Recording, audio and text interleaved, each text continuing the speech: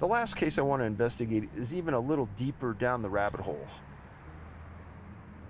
It's not about a missing hunter, but instead about a strange experience one hunter faced in Lima, Ohio.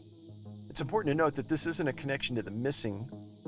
It's simply an odd event that's worth looking into, and it's associated with one of the smartest people I've ever met. There's a difference, I guess, between being freaked out by things that you imagine and being freaked out by things that you actually see. This, I have to say, was the most terrifying experience, but yet I don't know why I didn't react to it, and that bothers me.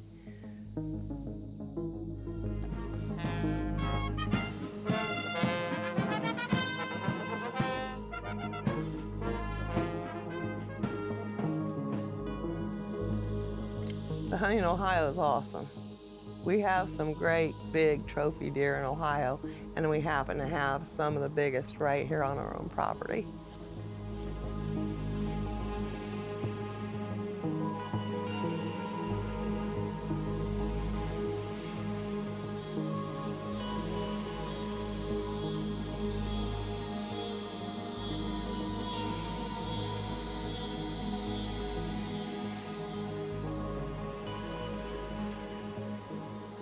It was the most beautiful night to deer hunt. It was the second day of season. I wanted to be getting my, run in the woods to hunt.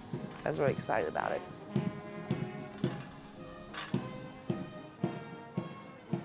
There was band over at the high school.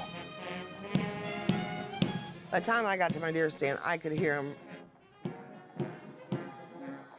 them. It was all settled in. Didn't see nothing coming down the pass. Trails of birds, crickets, everything were normal wood sounds.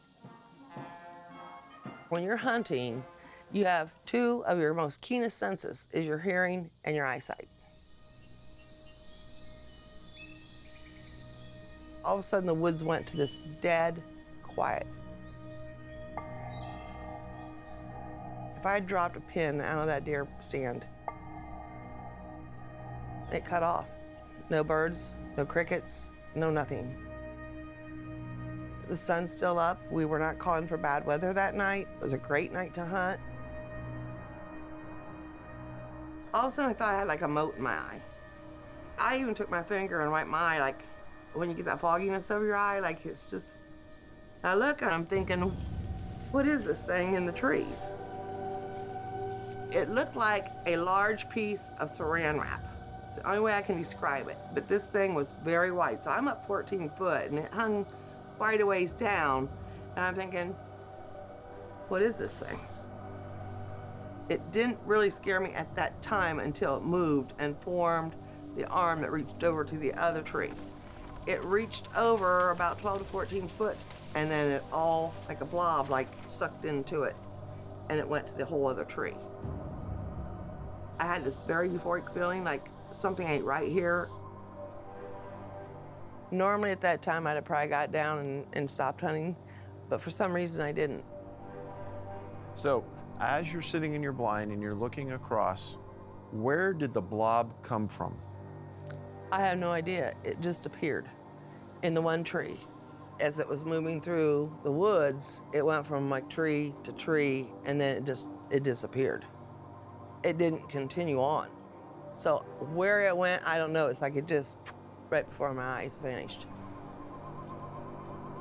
And I don't remember taking the picture, but being married to who I'm married to, Dr. Bruce McAbee, he always said, if you see anything weird, get a picture. I don't recall actually when either that the sounds had returned, because it's like I don't remember.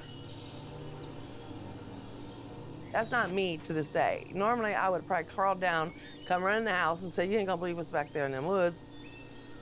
How much longer do you think you stayed in the stand? About a half hour till sundown when it's time to come out. The sequence of this is Jan goes out to hunt. We have guests show up. We're having dinner. She comes back from the hunt. She says nothing about what happened. It was strange. The guests are about ready to leave. later on, Matthew sends me an email. There was a sighting by a number of students and faculty at the high school band practice just before dark. I'm like, holy crap, maybe it has something to do with what I saw in the woods. And Bruce goes, what? And I said, I forgot to tell you about what happened in those woods to me tonight. And I'm reading this from Matthew, and then I get goosebumps. He said this light appeared above the big stadium lights of the football field. Had Matthew not sent that email, I'm not sure if I'd have remembered even that night to say anything. How many kids were on the field? At least 30 to 40, I would say. And was that the high school band? Yes. And so this was just before you guys went back to school?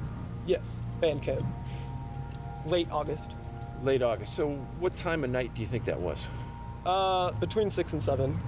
We were rehearsing normally out here about 6, 7 o'clock, doing our normal routine, when all of a sudden there was this bright light in the sky that just came out of nowhere. And we all just kind of stopped and looked at it as one. Where was the light? So the light was anywhere, it was above the tree line for sure, just kind of hovering in the skyline. Close enough that it could catch your attention, like it shouldn't have been there, I guess. If it was some man-made thing, it was too low to be there. Okay. What was the weather like that night? Clear and hot. Typical August Ohio weather. Okay. What color was it? Candle orange. As far as I could tell, the thing had no definable edges to it. There were no dimensions. It was just kind of waxing and waning till it just zapped out.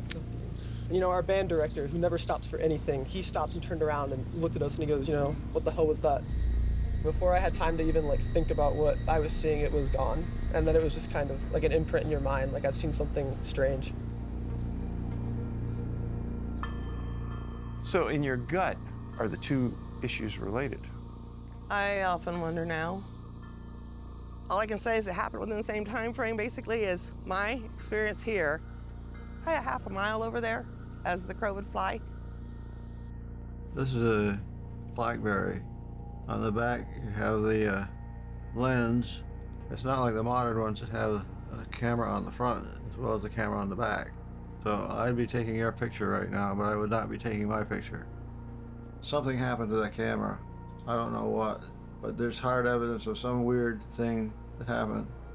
She took a couple of pictures of herself before the event, which provide a fixed point of investigation, you might say. And she took another picture afterwards.